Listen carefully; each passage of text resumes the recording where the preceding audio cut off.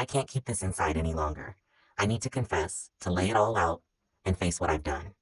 My name doesn't matter, but my actions do.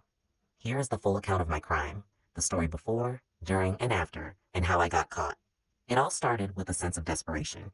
My business was failing, and my personal life was a mess. I was drowning in debt, and the banks were closing in. That's when I met Damien, a charismatic man with a solution that seemed too good to be true. He had connections, he said, and a plan to get rich quick. A heist. Not just any heist, but a meticulously planned robbery of the central vault of a major city bank. It was the perfect storm: an old security system, a lackadaisical night guard, and millions of dollars in cash and valuables. Damien had done his homework, and his confidence was infectious. I ignored the voice in my head telling me it was a terrible idea and agreed to join him. For months, we prepared. Damien gathered a small crew of experts: a safecracker named Lily, a tech wizard called Max, and a muscle man, Big Joe. We studied the bank's layout, memorized guard schedules, and rehearsed our roles. Every detail was covered, or so we thought. The night of the heist, we moved in silence. We disabled the alarms and cameras with Max's help, using a blackout device he designed. Big Joe took out the night guard with a tranquilizer dart, non-lethal, just like we'd agreed. Everything was going smoothly. Too smoothly. Lily worked her magic on the vault, and within minutes, the massive door swung open. Inside were stacks of cash, gold bars, and safety deposit boxes filled with jewelry and other valuables. We filled our bags quickly, hearts pounding with adrenaline and fear. It was surreal, like a scene from a movie. Our getaway was perfectly timed. We exited through the underground parking garage, where an unmarked van awaited us. Max drove, navigating the pre-planned route through back streets and alleys to avoid detection.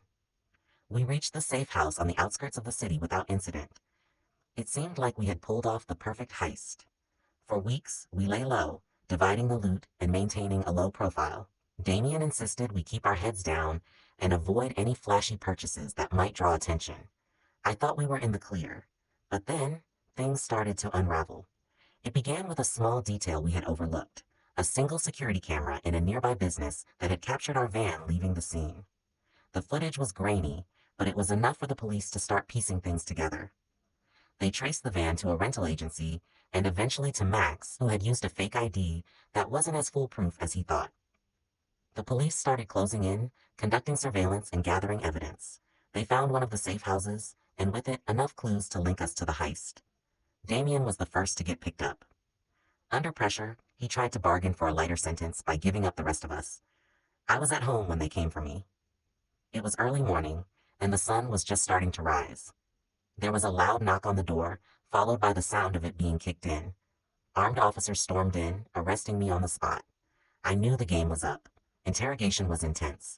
I held out at first, but the weight of what I'd done, the realization of the lives we'd affected, broke me down. I confessed to everything: the planning, the heist, the crew. It all came pouring out. Now, as I sit here, I reflect on the chain of events that led to my downfall. The desperate decisions, the allure of easy money, and the thrill of the heist. But more than that, I think of the people I hurt: the bank employees, the customers whose valuables we stole, my family who now has to live with the shame of my actions. I don't expect forgiveness. What I did was inexcusable, but I needed to tell the truth, to face the reality of my actions. I'm prepared to accept my punishment, knowing that I alone am responsible for the choices I made. And maybe, just maybe, my confession will serve as a warning to others that the path of crime, no matter how tempting, only leads to ruin.